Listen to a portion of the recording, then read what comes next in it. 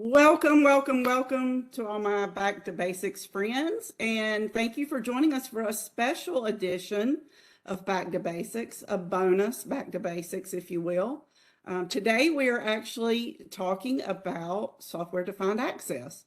Hopefully that doesn't scare you away. SDA is something very important to us as it's very important to our customers. So I am Molly Grant. I'm part of the Worldwide Sales Enablement and Acceleration team. And on behalf of my team, as I already said, welcome. And today we are thrilled to have Brian Schneeweis, who also is part of the Worldwide ENS sales team, to discuss with you all software-defined access. A few updates before we get started, housekeeping items. First and foremost, if you are here looking for a deep dive, you are going to leave in 45 minutes very sorely disappointed, and I cannot give you this 45 minutes back to your life.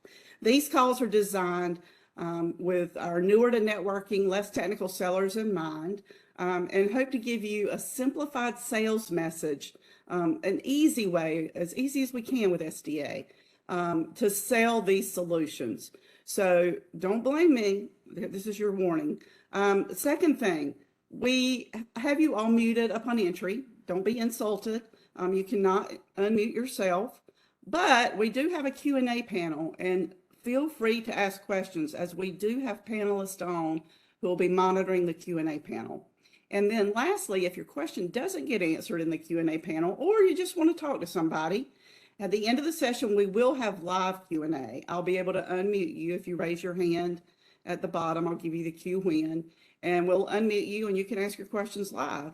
So with that, let's get started. As always, I like to start out talking about just a little refresher. One of the reasons we are focused on the messaging that we are with Catalyst Full Stack and with software-defined access is that we're trying to address our customers' business needs and help them drive business outcomes that they so desperately are seeking.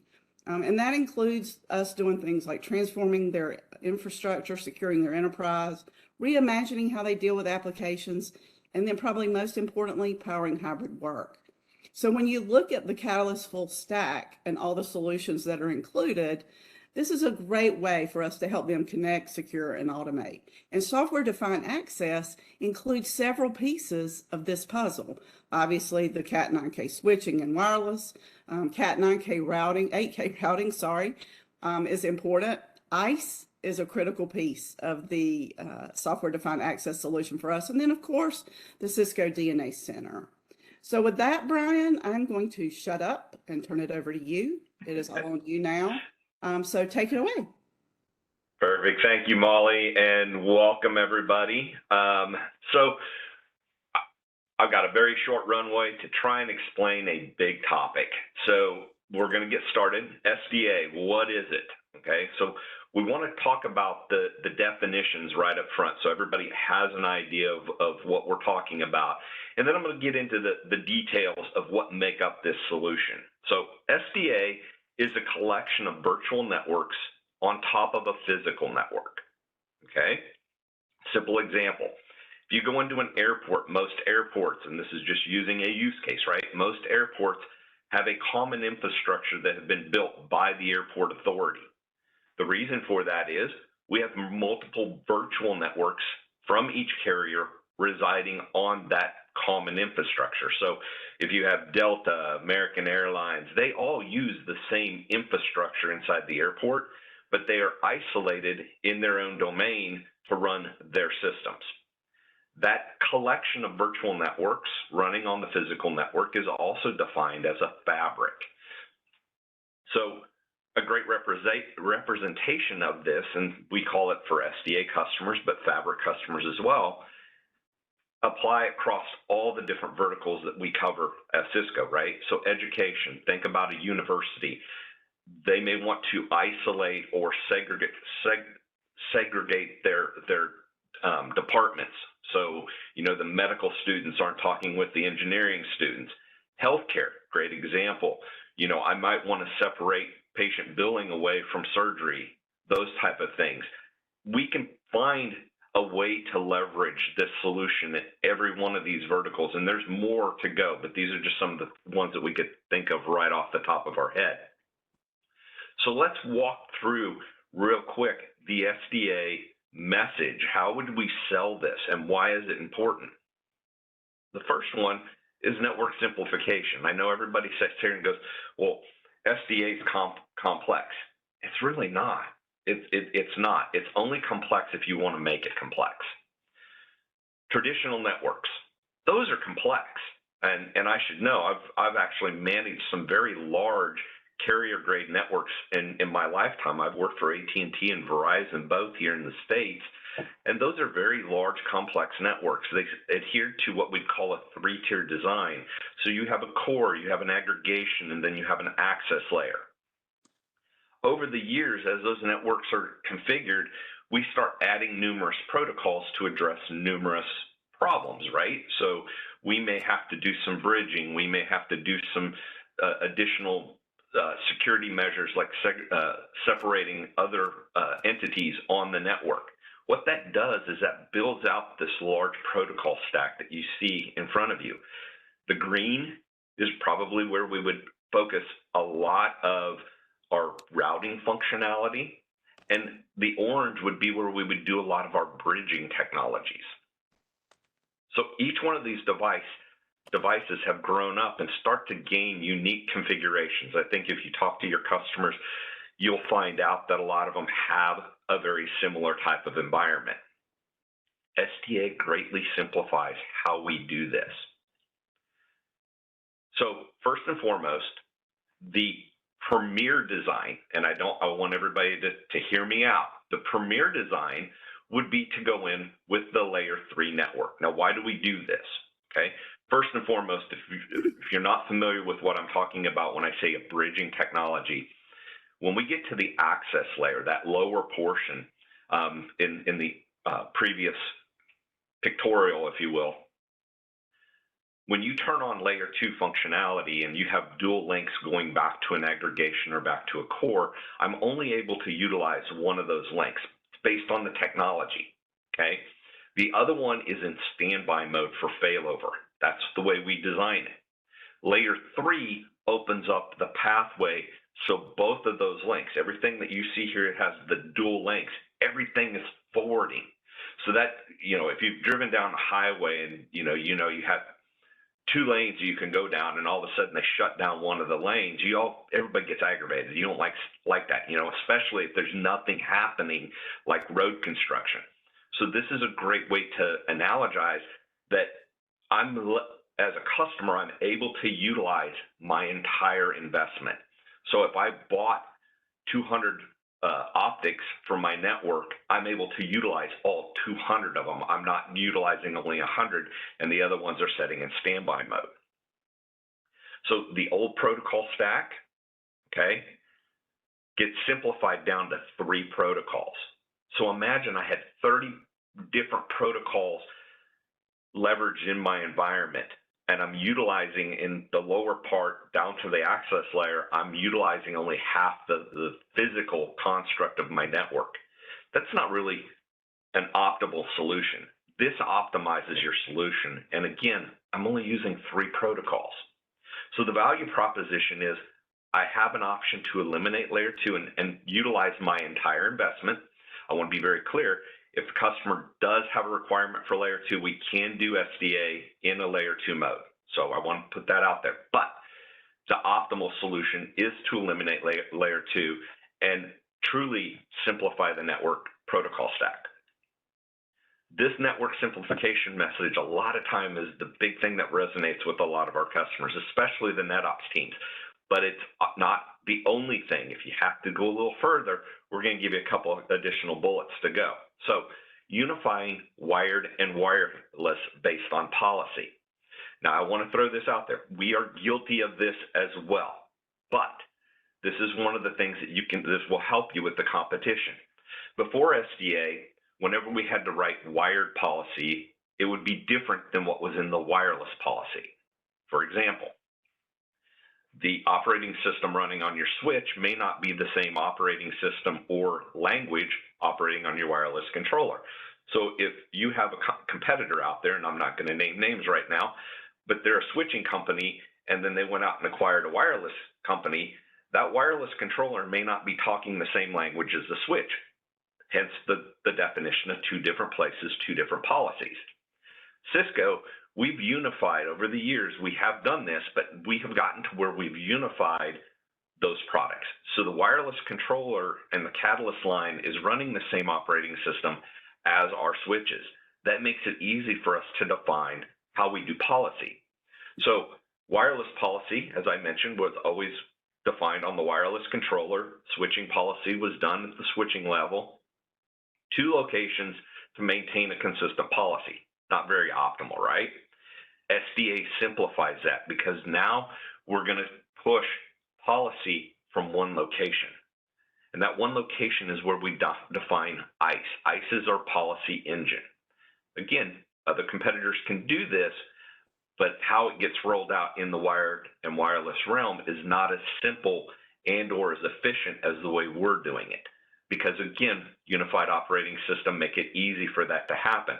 So in our case, both wired and wireless users have the same experience. SDA defines that policy. So a single policy store with ICE allows you to do wired and wireless. Now, that is a standalone solution. I want to be very clear. You do not have to have SDA to do that in a Catalyst environment today, but it helps amplify the next steps that we're bringing to the table. So zero trust infrastructure, this is where it starts to get really good. So if you take that first methodology where we're taking the network and we're optimizing it, so we're utilizing our entire investment, we're taking ICE and we're unifying the policy, now I'm able to start talking to my customer about zero trust. So before that, customers had to rely on what we call carrier grade features if they wanted to do something similar to what we talked about at the very beginning, which is a fabric. We had to use a lot of words, MPLS, VPLS. We had to segment the network, and then we had to isolate it. And if we needed to let somebody talk to a different department, like I used in the education realm or in the airport realm, I would have to create a linkage between the two, okay? Segmenting and securing it became very difficult to manage. This is much simpler in a way to roll this out. So again, we use ICE to authenticate and authorize and onboard devices into the fabric, users into the fabric. This helps us with, again, that entire story of IoT and smart buildings, because now when users connect to the network, they're automatically authenticated and authorized by ICE and put into and defined into their related groups. Now, I have a customer. I have physically deployed DNA, ICE, in numerous customers before I moved into this role. This is a great example. I have a customer here in Kansas City. I'm in the United States, Kansas City, and they are a large electronics manufacturer. They wanted to roll out a warehouse environment where they were able to isolate their engineers from their warehouse folks from their big key concern was, as they built out this sprawling campus, they wanted to have all paths fully redundant to all buildings. Hence the reason we needed to do layer 3. But they had one challenge. They had a environmental control company that had heating and air in all these buildings, and they needed to bridge the protocol. It could not be routed, which means it wasn't going to work in that construct. Hence the reason we introduced this particular solution. Because what we could do is take, for option blue down here at the bottom, let's say that's the heating and air and all the environmental controls. I could isolate not only the devices, but then those users that come out to the actual maintenance people to that group. So what does that mean? I don't have to worry about a bug being introduced into my environment, malware being introduced to my environment, because the only thing in this particular blue area was the users that needed to work on the devices, and that's how they were classified. So again, by default, DNA, SDA, deny all access between these virtual networks. I would have to give it permission to talk to green, red, or yellow. So when you talk about security by default without defining any policies, that's pretty easy.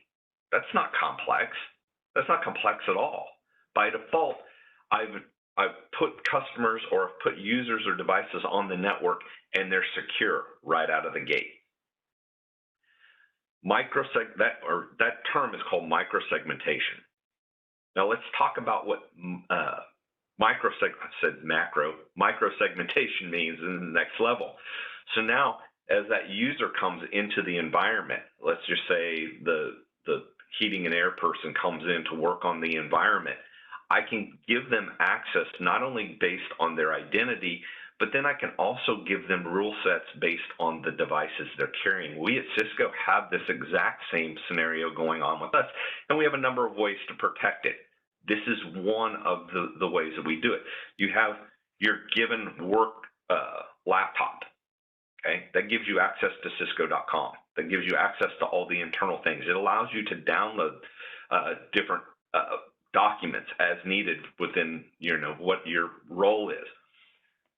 My personal phone. If I take my personal phone, which also has my identity on it from a Cisco login perspective, but if Cisco defined that device and says, listen, that's Brian's personal device, we don't want to allow that device to have a download of critical documents to his personal device. That's what microsegmentation does. It allows us to define the rules not only based on your identity, but based on the device you're using, okay? So as part of this SDA solution, and again, as part of ICE, this is a capability that we can leverage. So the value proposition number 3 is Zero Trust is built into the architecture. So think about where we could do that. Utilities would be great, education again, healthcare. The Zero Trust architecture allows us to basically control our environment a little better than we've done in the past. So 4th message, seamless layer 2 mobility. Now, what does that mean? Well, in the past, wireless controllers, I don't care if you're using Cisco, if you're using Aruba, it uses what they call an overlay. And that's a communication protocol that runs over the stack of the environment. So what does that look like? If user A is going to talk to user B, I have to go through the network up to the wireless controller, back down, because that's how we're communicating. We're leveraging that wireless controller to control the mobility, control how a user interacts in the environment, right? So if I move, I have to go through that control plane back to the wireless controller so it knows that I've moved. How do we scale that? Becomes, the wireless controller becomes our choke point in this environment. So consider this. If I deploy an environment with 1,000 APs, and each of them are able to leverage the latest and greatest speeds and feeds, and we're pushing 2.5 gig, that's 200 or 2,500 gig coming through a choke point of 80 gig, okay? The story becomes easier, though, with SDA. This is, again, where I want to emphasize when we talk about Catalyst Full Stack, when we talk about the investment a customer gets with our technology, this is one of the key things we need to be driving home because nobody else does this. Our edge switches can handle the tunneling between the endpoints. What did I just say?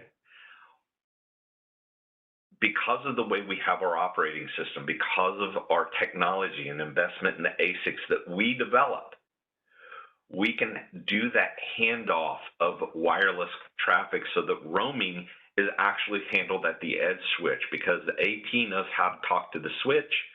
I don't have to go back to the controller to do all of those updates. The edge switch becomes my distributed data plane for my wireless mobility. That increases scale. That increases performance. So whenever I hear somebody saying, well, we're getting beat by Aruba, we're getting beat by Mist because they're cheaper, well, yeah, they can't do this because, again, if you're leveraging Catalyst switching on top of, or Catalyst wireless on top of Catalyst switching, you're natively inheriting this capability. So the wireless controller handles mobility and all of the updates across the network with what we call Lisp. It's a control plane protocol that controls how the endpoints get tracked throughout the environment.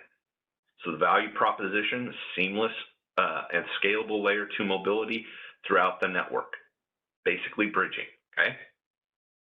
So let's change gears, because I just threw out one big word, okay? And it is key to how we do a fabric. So let's talk about what Lisp and EVPN are. So the locator ID separation protocol, that's what Lisp means. Why is it better than EVPN, which is Ethernet VPN? Okay, so first and foremost, both of them are control plane protocols. I will explain what that means here in just a minute, but I also want to make sure we're very clear. We support both. Lisp is considered more of an internal Cisco protocol. We developed, and have worked on both of these in the past, but Lisp is probably more ours because we developed it for a data center purpose, and it's now applicable in the campus. What does it do? It keeps track of where the hosts are and what they're connected to in the network, okay? But they do it differently. So let's look through some of the considerations. Lisp configures a device in the network as a control plane node. What does that mean? I can't speak to everything in Europe, but just hang with me for a second. Mail. You live at a house that has an address. So, for example, when you move from house to house, so let's say, or city to city, do you go around and notify all of your friends and make them update their address book? Or, like they do in the States, we send a notification to the mail service that says, hey, I'm moving. So if mail comes to me at this address, my house, and I've moved to California, which I've done before, it's going to get forwarded. That's what we're talking about. So as you move through the network, I'm less concerned about your physical location. I want to be able to get the information to you. I'm separating you from the location. So that's kind of what this is looking at a high level. So Lisp configures a device. So think of this as the U.S. Postal Service or the mail carrier. One device that updates everybody as to where your location is. Okay? And it uses basically that device memory to track down where the hosts are in the network. So if Molly, who just introduced this, says, hey, I need to figure out where, a person is in the network, she doesn't have to look at her address book. She can make the request. The control plane node says, hey, they're over here. Okay? That increases our scale because I can promote the largest device in my network, some of those with memory that can support up to 100,000 entries.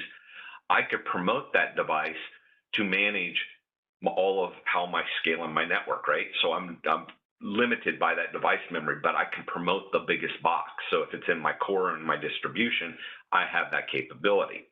So what does EVPN do? Same thing, okay, to a degree, but it does it differently. So EVPN stores all of those host entries in the hardware table at the access switch. Okay, not a bad idea, because remember, we all have our own address books, whether it's on our phone, whether it's in our computer, we have that address book. So, but in EVPN installs or updates everybody's address book. So everybody has the identical copy of the forwarding table or address book of where everybody is in the network. So you can imagine if we're doing a lot of movement, this table is getting updated quite a bit. But here's the catch, okay? EVPN is restricted on how big that table can be based on the smallest device in the network. So here's where your scale starts to come in. If you're in a mixed environment where you're running 9200s and 9300s, and let's say the 9200 can only support 24,000 entries, whereas the 9300 can support 32,000 entries, everybody's going to get a copy of 24,000 entries. Because the only the biggest booklet that we can hand out is to the one that can only support 24,000. So that's not really scalable, if you understand what I'm saying. If a customer prefers to go this way, obviously continue to sell them and upsell them on the boxes that support more memory. But this is what we talk about when we talk about a forwarding information base or a fib table. It is that is the challenge, right? So the max EVPN can scale is based on the smallest forwarding table in the network. That is a key component. So when you're up against the competition and you're pointing out, selling them switches and hardware, this is a key, especially if they want to leverage that technology. We remove that restriction with Lisp, but we also give you the option if you want to leverage EVPN, we support both. It's just Lisp to us is a lot more efficient. So that was super quick, and I hope that we're going to have a lot of questions. But this is meant to give you a taste that don't shy away from SDA. SDA is here to help you win against the competition and actually get our customers into a more simplified, secure realm. So just some thoughts in upgrading to SDA. Layer 2, Layer 3 networks move to a Layer 3. No more Layer 2 is needed, if you will. MPLS backbones, okay, that carrier-grade network with a lot of technology and a lot of complexity moves away. We're eliminating it, okay? All those protocols that a customer's grown up around, 30-plus protocols, we can eliminate it. We drop it down to 3. So think about that. Subnets. I had to create all these different subnets to construct things. Probably the max you would ever see in an SDA environment is going to be about 20. That's the max, okay? And then subnets, VLANs are eliminated. I don't need a VLAN. And that's what's the key here, is we're eliminating a lot of complexity that a customer may have in their environment by simply introducing them to this newer technology. So quick sales message summary: network simplification. Reduces the overall protocol stack. Pick one, we'll get you down to 3. We converge unified policy in wired and wireless. That is huge. That is huge. If you've ever talked to your customers about what keeps them up at night, this is a challenge, right? Automation. With DNAC, we automate so much of this environment for them. It is literally, plug and play and click to turn it on, okay? Seamless Layer 2 wireless mobility across the entire fabric. And when we say seamless, it is seamless because, again, I'm removing a lot of the choke points in the environment by putting this solution in front of them. And let's, instead of shying away from it, I think we need to definitely be out there tooting our own horn.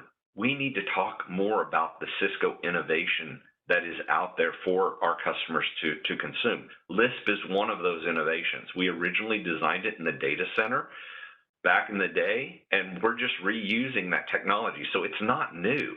We've been doing this since, I think it was 2008 when we actually developed the protocol. So it's been around for a long time. It's tried and true. And this also allows our customers to have a better convergence story, especially when we talk about IT and OT coming together. Because as I showed you before, I'm able to take smart buildings, I'm able to take devices, I'm able to isolate them in the network and secure them so that they can't cause any disruption to the rest of my environment. So with that, we have obviously more information we can provide on Catalyst Full Stack, our office hours. You can get to all of these things via the links here in the presentation. And with that, Molly, I will open the doors to any questions that we may have or what I may not have touched on. It's a dangerous statement, Brian. You're going to open the doors to any question? Ooh. Well, within this topic. So, but I do know TLS. I do know VPLS. Like I said, I've been a couple years out of being a TSA, but I think I can still hold my own. So with that, if you have questions, now would be the time. If you raise your hand down at the very bottom, there's a little hand icon. I'll be happy to take you off of mute and allow you to ask your question live of the panel. Also, look at that. That was fast. We already have a question. Mahmoud, stand by just a minute and I'll lower your hand and then you'll be able to ask a question. Oh, he went away. He disappeared. So raise your hand. Be glad to unmute you.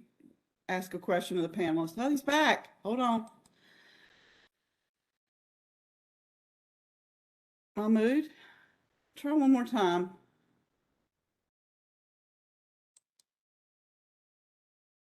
There we go. Now ask your question.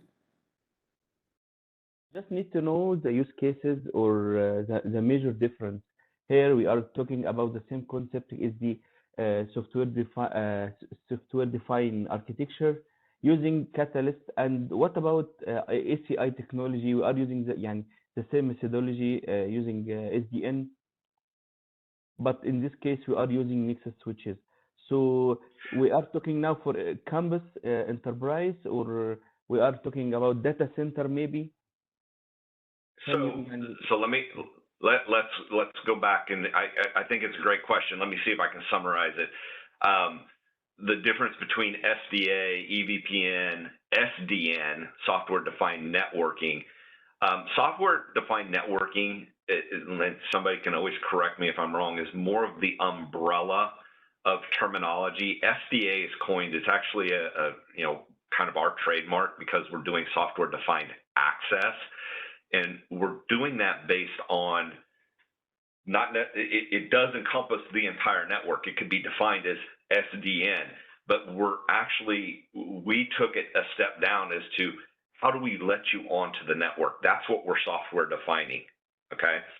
So when we're bringing you onto the network, whatever that device is and whatever connection it is, whether it's wired or wireless, that's what we're defining in software. And by that, I mean, we're defining you based on policy, and then we're leveraging, when I say that bridging protocol that allows us to go over the top, we're including a functionality or a protocol called VXLAN. For those that don't know what that is, it's actually a protocol that was devised by VMware, but it had a lot of input from all the technology manufacturers, including Cisco. But I see for Cisco, for Cisco the same. Cisco ACI, we are it's a similar concept. We are using the Epic controller, the same like policy controlling. We can see some integration with other elements like a firewall, like load balancer. So I see similar concept here. We are using a VXLAN EVPN for control plane. I see similarity. So if we are talking about wireless and wired network for campus network, so SDA is our choice. In this case, we can't use ACI. ACI maybe for data center use case like that. I see similarity really in the same. Right. So the two technologies are very similar. We at Cisco, and we can debate this all different ways. The question's always been, do we have a common controller? And I guess I don't know if you're asking a question or making a statement, but if the data center is controlled by ACI and that controller, it's a place in the network. DNAC controls the campus, right? Can the two merge? Can they communicate with one another? Yes, it is a little bit more of a technical deep dive, but there are capabilities that allow that seamless roaming of data between the enterprise network and ACI. And it's just a technical conversation that we would need to have, probably not here, but we can make that happen. And it does. It ties it very nicely together. And one of the key components of that is ICE.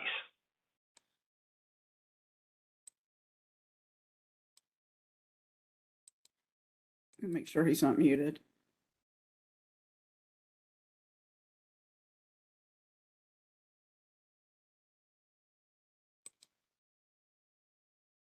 Any other questions? Mahmoud, Thank you. did that answer Thank your you, Brian. question? Yes, yes, thank you. Okay. Any other questions? Use the hand icon, raise your hand. I can take you off of mute to ask your question. Don't be afraid. Nobody on the panel here bites that I'm aware of. Oh, we have a question. Julia, stand by. Let me unmute you. Okay, Julia, go ahead. I want to go back to the, you mentioned the converging the wireless and the wired part. Yes. What was the exact benefit with that? I think I missed that part. Okay. So I highlighted several things in there, but the biggest thing of being able to merge the two together. So I'm going to pick on a competitor for just a minute. Juniper bought Mist. HP bought Aruba. So whenever you're competing against those guys, I am fairly confident, unless you're using the Aruba switch, if you're using a traditional HP switch, the policies that you write on an HP switch are not going to be the same as what you would write in the Aruba wireless controller. Same thing applies with Juniper and Mist. I'm going to say that that was one of the things that Juniper always used to, when I was in the field, compete against this, is saying our operating system isn't standard, because you had a different operating system for a router, different operating system for a switch, a different operating system for our wireless controller. Cisco has spent years defining a common ASIC across all of the Catalyst line, and then a common operating system across the line. So what does that do? It allows you as the seller, but more for the customer, to have a standard way of doing things in every one of those. So the config that goes into a wireless controller, as far as policy is concerned, as far as what goes into a switch, is common across both of those platforms, which simplifies not only how you secure the device, but all of that onboarding and how we build out the construct of the fabric. So that's the secret sauce, if you will, at the very beginning. But then when you layer on ICE and all that security construct, it just makes the story that much stronger, that we have a capability of meeting our customers' needs. When I'm in the field, I don't ever talk about all of that. I talk about what the customer is trying to do. And like I said earlier, my customer here said, hey, we want to be able to do this, but we have this constraint. Well, I want to be able to lock down my environment. I want to be able to keep my contractors from seeing my network, but only have them work on the things that they should be working on. That's where ICE comes in, and it's perfect for that solution. And again, this whole concept that we were talking about today is really around the benefits that we bring to the table in the software-defined access realm. Each of them stand alone, but together they make up a very solid story. Does that answer your question? It's long-winded, Yes, it but does. Yeah, it does. Thank you so much. Mm-hmm. Ahmed, hold on. Oh, just a second, and I'll unmute you. Okay, Ahmed, go ahead. For this very good presentation. I have a question, please. Maybe it is a little bit technical, but I'm sure you can help me with. One of the benefits you have highlighted regarding the SDA, that regarding in the old architects regarding the redundant links in the campus architects. One of the problems of the layer 2 that we cannot make use of the full throughput of the links because of the spanning tree, or so some links have to be blocked. You mentioned that moving in SDA, moving from layer 2 to layer 3, it is helping to make the full use of the links. From technical perspective, can you just give me how is it happening with layer 3? Yeah, so the technical, one of the protocols in that 3 protocol stack, okay? Great question. we do when you turn on SDA, the preferred, obviously, the way to do that within DNAC is to turn up ISIS as the routing protocol. So you've heard of OSPF, you've heard of BGP. We're going to leverage ISIS to turn on the layer 3 functionality. That turns up all the links, that makes everything routable. When you come across those exceptions where a customer needs to bridge, for example, in the case of what I was talking about, I have heating and air control units out in all of these buildings, and they need to talk to a central controller in the data center, but they're layer 2 only. That's called a bridging protocol, okay? So in this particular case, with SDA turned on, that bridging protocol is going to leverage VXLAN because that's what it does. It is a bridging protocol over the top of ISIS to give me that basically simulated layer 2. So I have, to your point, I have fully turned on all of my routing capabilities. I'm utilizing everything I've paid for, but I'm also accomplishing or fixing one of the biggest challenges in today's networks is those protocols or those solutions that still require a bridged network. So that's protocol number 2. And then we talked a little bit more at length about LISP. Those are the 3 protocols you turn on. You turn those 3 on, and that's what makes the solution the solution. But we have ways of doing it other ways. But that's really the key. That if you sell that, that's the sweet spot. And the 3 protocols are the LISP and VXLAN. What is the third one, I think, or? That is the third one. So ISIS is the routing protocol. VXLAN, obviously IP is involved, right? But IP is turned on by default. But ISIS is my routing protocol. VXLAN is turned on to do my bridging. And then LISP is the control plane. That's how I handle my mobility. Great. Thank you so much. Great questions. Any other questions? Yeah, he's not a beginner. He knows too much.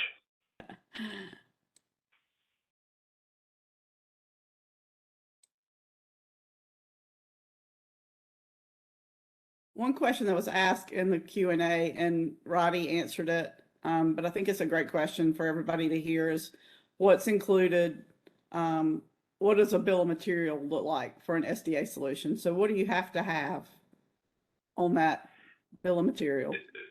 Here's the beauty of it. And this is where I'm going to get really technical. This is based on our ASIC design. So it goes back as far as if your customer still has 3650, 3850s, those switches can participate in an SDA design, but anything as new as the Catalyst 9K are automatically capable of handling this. What you need as a bill of material is pretty much your imagination. Any 9K platform, any of the wireless 9K platform, as I mentioned earlier, ICE is key to writing the policy, and then DNAC for deploying it. All of this solution can be deployed by hand, but you don't want to do that. You want to leverage DNAC as that deploying option because, again, it's going to give you so much insights, and it's point and click. We're at 9:44 my time, which means we have 1 minute left. Any other questions before we wrap up here?